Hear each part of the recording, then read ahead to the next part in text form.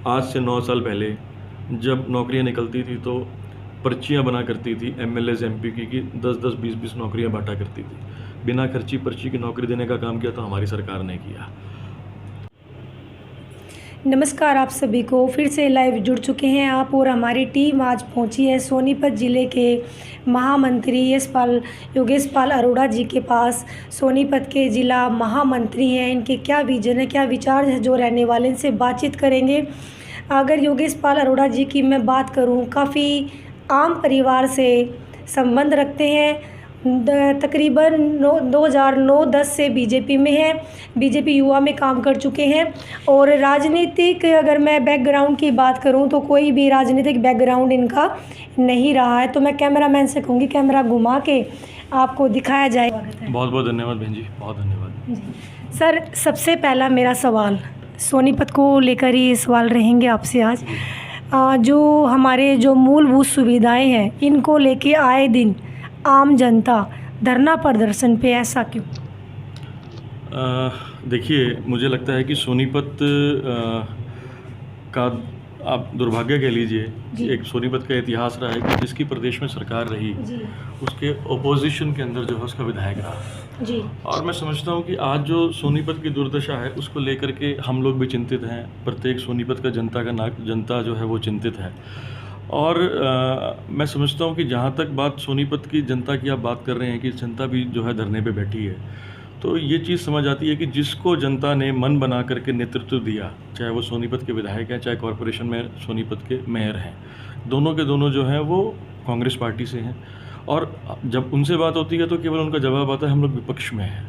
मैं समझता हूँ कि जिस दिन 2014 में पहली बार हरियाणा प्रदेश के मुख्यमंत्री के रूप में आदरणीय मनोहर लाल जी ने बतौर मुख्यमंत्री शपथ ली, तो उन्होंने एक नारा दिया, हरियाणा एक और हरियाणवी एक। उस बात को आगे बढ़ाते हुए और साथ में आदरणीय प्रधानमंत्री जी का जो बात थी, सबका साथ सबका विकास, तो उसके सबका साथ लेकर के और सबके विकास को ध्यान में रखते हुए आदरणीय मुख्यमंत्री जी ने काम किया।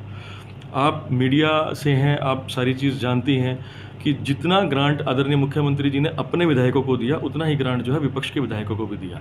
लेकिन मैं समझता हूँ कि ये आपकी इच्छा शक्ति है कि आपने अपने क्षेत्र में अपने लोगों के लिए काम करना है कि नहीं करना।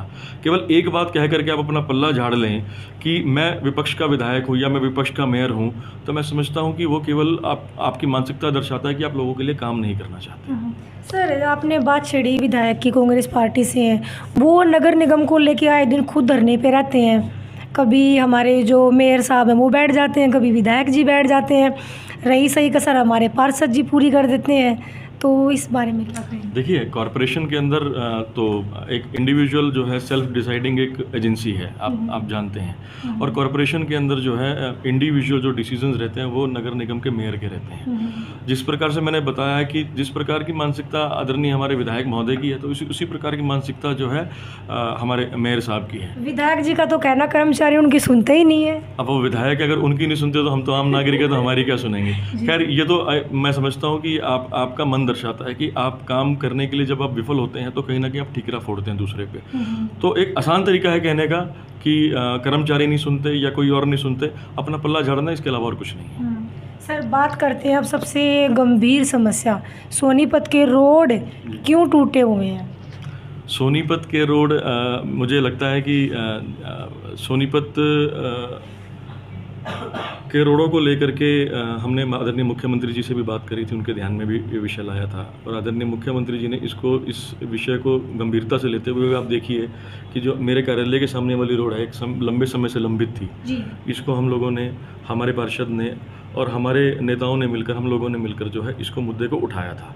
और पीछे मैं आपको बताना चाहूँगा कि आदरणीय मुख्यमंत्री जी ने हर लोकसभा से प्रत्येक विधानसभा के 3-3 प्रमुख लोगों को बुला करके चर्चा करी, जिसके अंदर मैंने जो है आदरणीय मुख्यमंत्री जी के संज्ञान में विषय लाया कि इस प्रकार से सड़कें टूटी हुई हैं। तो उसको लेकर के मैं समझता हूँ कि जिस प्रकार से मैंने आपको बताया कि हरियाणा एक हरियाणवी एक की मानसिकता को दर्शाते हुए आदरणीय मुख्यमंत्री जी ने जो है वो सड़कों का काम शुरू कर दिया है। सामने वाली सड़क बननी शुरू हो गई, एक लंबे समय से टूटी हुई थी। आप इधर से विवेकानंद चौक की तरफ जाएंगे तो उस सड़क का काम भी शुरू होने वाला है। तो इसी प्रकार से जितनी भी सड़क लंबित पड़ी थी, जो टूटी हुई हैं, उनको मुझे लगता है कि बहुत जल्दी जो आपको सोनीपत जो पुराना सोनीपत हुआ करता था, इसमें अच्छी सड़कें होती थी, वो बननी शुरू हो जाएंगी। जी, ITI चौक का जिक्र हम ज़रूर करेंगे। राठधना रोड पे काफ़ी लंबे टाइम से मतलब वहाँ पे बैठे हुए हैं जो आसपास के जो रहने वाले हैं। उस रोड का कब कैसे क्या होगा? ऐसा है, उसके अंदर कुछ कन्फ्यूजन्स थी नगर निगम को लेकर के और HSRDC PWD B&R को लेकर के, तो उनका समन्वय जो है अभी पीछे हुआ है।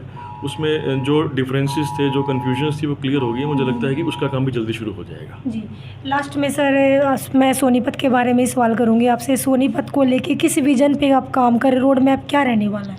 देखिए, मैं यूथ हूँ। आपने मेरे बारे में जब इंट्रोडक्शन दिया अपने चैनल पे, तो आपने कहा कि मैं किसी पॉलिटिकल फैमिली बैकग्राउंड से नहीं आता। जी। और मैं छोटी सी बात आपसे साझा करना चाहूँगा कि अभी 27 अगस्त को मैंने अपने कार्यालय का उद्घाटन किया। उस उद्घाटन में मैंने सोनीपत की जनता से प्रार्थना करी कि आप आइए और मुझे अपना आशीर्वाद दीजिए। मैं बड़े आपको उस ईश्वर का धन्यवाद करना चाहूँगा, आपके चैनल के माध्यम से मैं सोनीपत की देवतुल्य जनता का धन्यवाद करना चाहूँगा। जब हम लोग बैठे तो एक डिस्कशन होने लगा हमारी टीम के बीच में कि हम किसी को चीफ गेस्ट बुलाएं, तो उसमें बहुत सारे बड़े नेताओं के नाम आए, लेकिन जब फाइनल था तो हम लोगों ने यही तय किया कि मुझे लगता है कि जनता से बड़ा कोई चीफ गेस्ट नहीं होता। तो हम लोगों ने सोनीपत की जनता से आग्रह किया कि आप बतौर मुख्य अतिथि आकर के मुझे अपना आशीर्वाद दीजिए। करीब 7,000 से ऊपर से जो है लोग स्वयं आए, लोगों ने आकर के अपना आशीर्वाद दिया। आप जैसी बहनें मेरे पास आई जिन्होंने मुझे कहा कि भाई, रक्षाबंधन का एक आपसे तोहफा चाहते हैं कि आप चुनाव लड़िए, आप टिकट लेकर के आइए। लोगों ने आकर के मुझे सोनीपत का लाल योगेश पाल की संज्ञा दी। तो आप समझ सकते हैं कि किस प्रकार से लोग चाहते हैं कि एक नेतृत्व परिवर्तन सोनीपत के अंदर हो। जहाँ तक बात सोनीपत के विजन को लेकर के, मैं सामान्य परिवार से आता हूँ और जहाँ पर कि मेरे पिता आज भी जो है खेतीबाड़ी करते हैं, मेरे परिवार के अंदर किसी ने राजनीति नहीं करी। और जब सामान्य परिवार से आने के जब हम लोग आते हैं तो हम समझ सकते हैं कि जब किसी मोहल्ले में, किसी गली में कोई सीवरेज का इशू है, कोई गली टूटी हुई है, कहीं पर पानी बैक मार रहा है, कहीं बिजली नहीं है, कुछ और नहीं है, तो मैं समझता हूँ कि जब मूलभूत सुविधाएं, जिसको हम बेसिक एम्यूनिटीज़ बोलते हैं, तो उसका जब अभाव होता है तो वो स्थिति परिस्थिति मैं समझ सकता हूँ। और उसको दूर करने के लिए, क्योंकि मुझे लगता है कि मैं आपके चैनल के माध्यम से कहूँ मैं इसको चंडीगढ़ बना दूंगा, गुड़गांव बना दूंगा, लेकिन उससे पहले जो बेसिक है, वो बेसिक्स जो है वो पूरा होना चाहिए। मूल जो अपने सड़क की बात करी, सड़क होनी चाहिए। खड्डों के अंदर सड़क ना होकर के सड़क में खड्डे हों और वो भी भर जाएं, तो ऐसी चिंता हम लोग करेंगे। तो मैं समझता हूँ कि जो बेसिक कम्युनिटीज़ हैं वो शहर के अंदर हों। दूसरा, मुझे लगता है कि हमारा शहर दिल्ली के पास है और दिल्ली के पास जिस प्रकार से अभी इसको मेट्रोपॉलिटन सिटी भी जो है आदरणीय मुख्यमंत्री जी ने इसको डिक्लेयर किया है, कमिश्नरी पीछे बनी, तो कहीं ना कहीं एक नेतृत्व का विजन है कि किस प्रकार से जो इतना एक भेदभाव, आप ये देखिए कि 2005 से और 2014 जिस प्रकार से आदरणीय हमारे भूतपूर्व मुख्यमंत्री रहे भूपेंद्र सिंह हुड्डा जी, तो उन्होंने हमेशा ये बात कही कि मेरी दो आँखें, सोनीपत और रोहतक। तो मैंने उस समय पे, मैं युवा मोर्चा का कार्यकर्ता था, बतौर पदाधिकारी मैंने प्रदेश में काम किया, बड़े आंदोलन किए हम लोगों ने उस समय पे। तो मैं उस समय पर भी एक बात कहता था कि हुड्डा साहब की दो आंखें ज़रूर हैं, लेकिन एक आंख में मोतियाबिंद है, तो उनको सोनीपत का विकास नज़र नहीं आ रहा था। सोनीपत का युवा जब रोता भी लगता था वो नज़र नहीं आता था। मैं समझता हूँ कि कहीं ना कहीं एक परिवर्तन की ओर हम लोग चल रहे हैं। और निश्चित रूप से जो ये मुख्यमंत्री हैं, आप ध्यान कीजिए कि पहले के मुख्यमंत्री केवल अपने क्षेत्रों तक सीमित रहा करते थे। सिरसा का मुख्यमंत्री होता था, हिसार का मुख्यमंत्री होता था, रोहतक का मुख्यमंत्री होता था। ये पहला ऐसा मुख्यमंत्री जो पूरे हरियाणा का मुख्यमंत्री है, जिसने हरियाणा की बात करी, हरियाणा के लोगों की बात करी। और मैं समझता हूँ कि ये मानसिकता दर्शाती है कि दिल्ली के नज़दीक होने के बावजूद भी जो डेवलपमेंट सोनीपत की होनी चाहिए थी, जैसे गुड़गांव और फरीदाबाद डेवलप हुआ, तो वो डेवलपमेंट यहाँ पर नहीं हो पाई। लेकिन अब मुझे लगता है कि इस नेतृत्व की वजह से जो है सोनीपत भी जो है वो नंबर 1 बनेगा, ऐसा मुझे लगता है। जी सर, एक और सवाल मैं करना चाहूँगी आपसे। गाय माता को लेके आए दिन ट्रक पकड़े जाते हैं, गौ मांस की तस्करी की जाती है, गऊ को माता का दर्जा दिया गया, लेकिन इस तरीके से माता के साथ अत्याचार, हड्डियों को बेचा जा रहा है। जी। मैंने भी 2 दिन पहले की वीडियो बनाई थी भटगांव की, जो गौशाला है। जी, देखिए, मुझे लगता है कि हम भारतीय जनता पार्टी के कार्यकर्ता हैं और भारतीय जनता पार्टी के कार्यकर्ता की जब बात आती है तो हमारे पर कट्टरवादिता की बात हमारे पे लगाई जाती है। हमें बोला जाता है कि हम कट्टर सनातनी हैं, हम हिंदू की बात करते हैं। और जब हिंदू धर्म की बात करते हैं तो मुझे लगता है कि गौ माता सर्वप्रथम है हमारे लिए।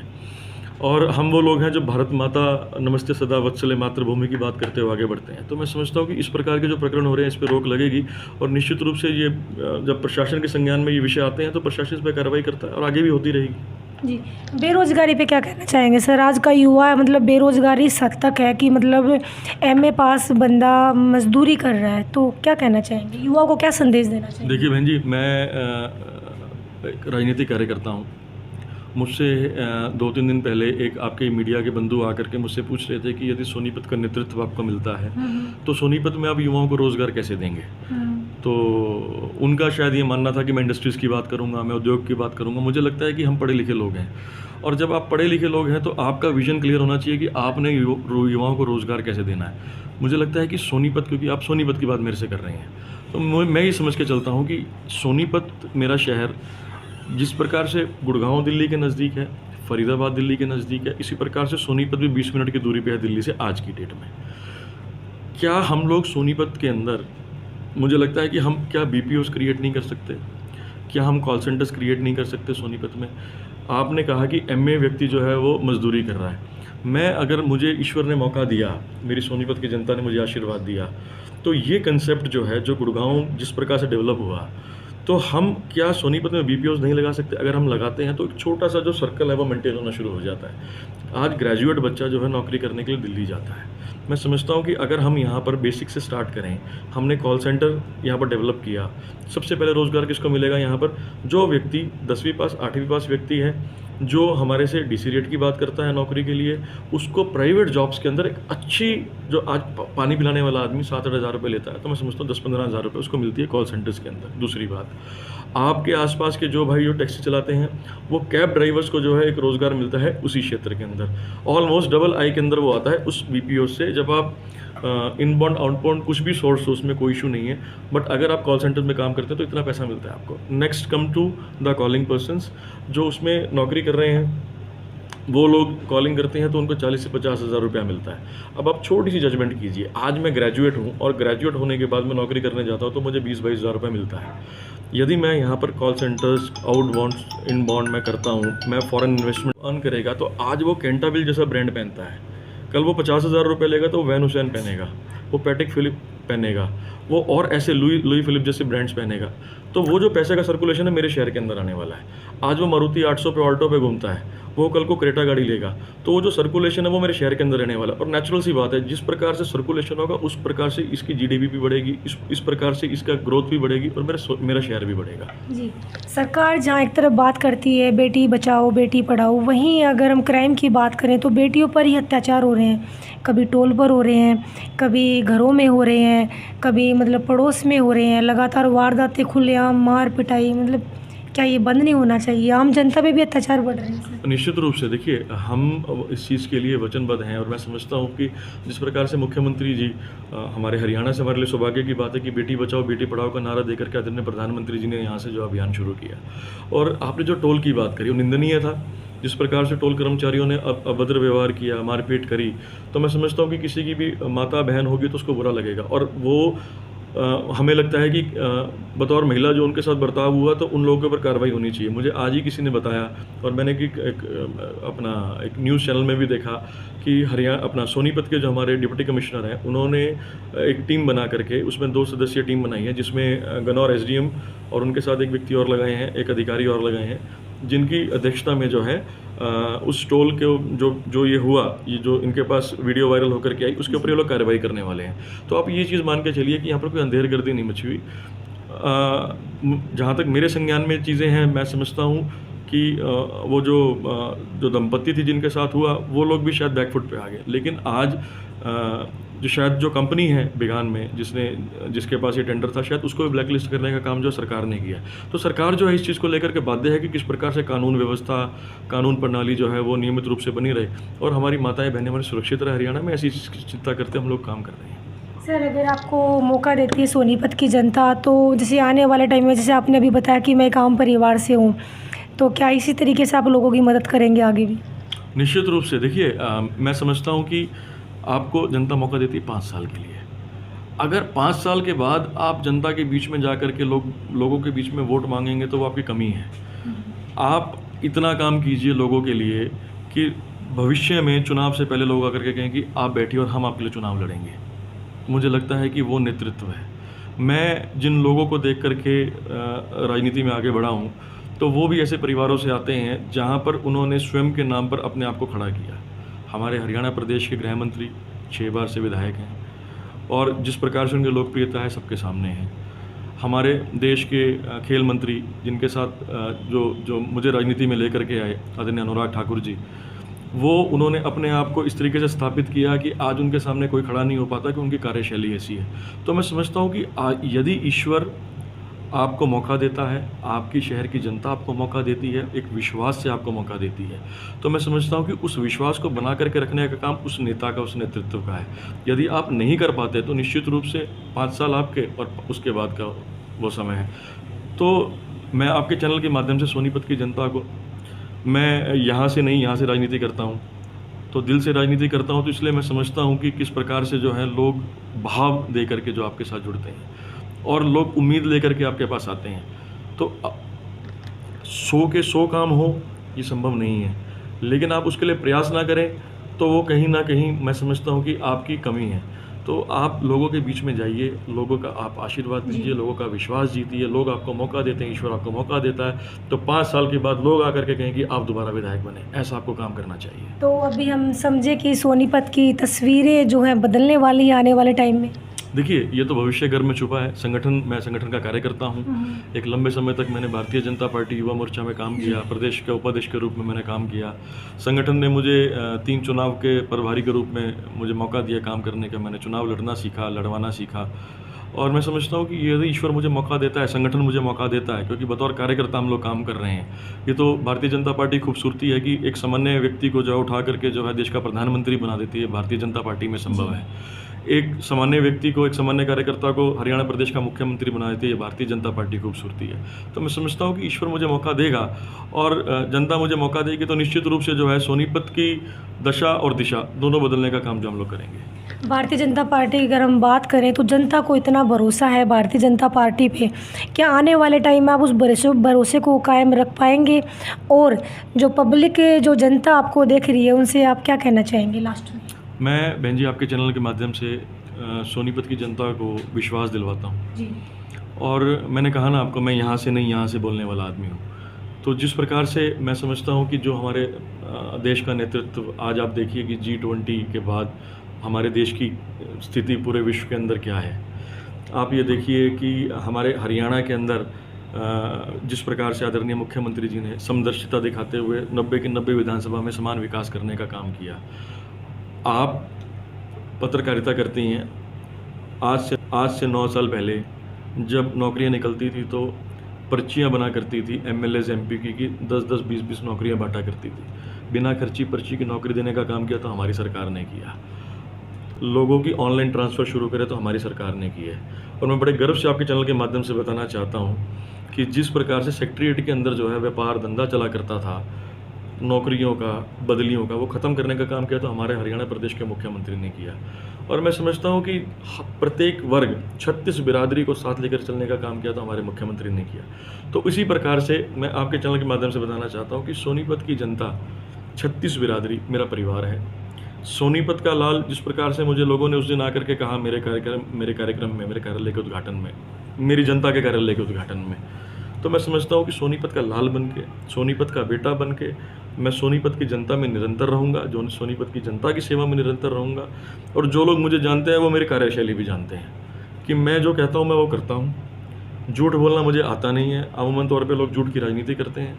मुझे लगता है कि झूठ बोलूँगा तो लंबे समय चल नहीं पाऊँगा, ठीक है। और परिवार में जब मैं अपने माँ बाप से झूठ नहीं बोलता, तो जब सोनीपत की जनता ही मेरा परिवार है तो मेरे माँ बाप भी वो लोग हैं, मेरे भाई बहन भी वो लोग हैं, तो उनके बीच में झूठ बोल करके मैं लंबे समय नहीं चल पाऊंगा।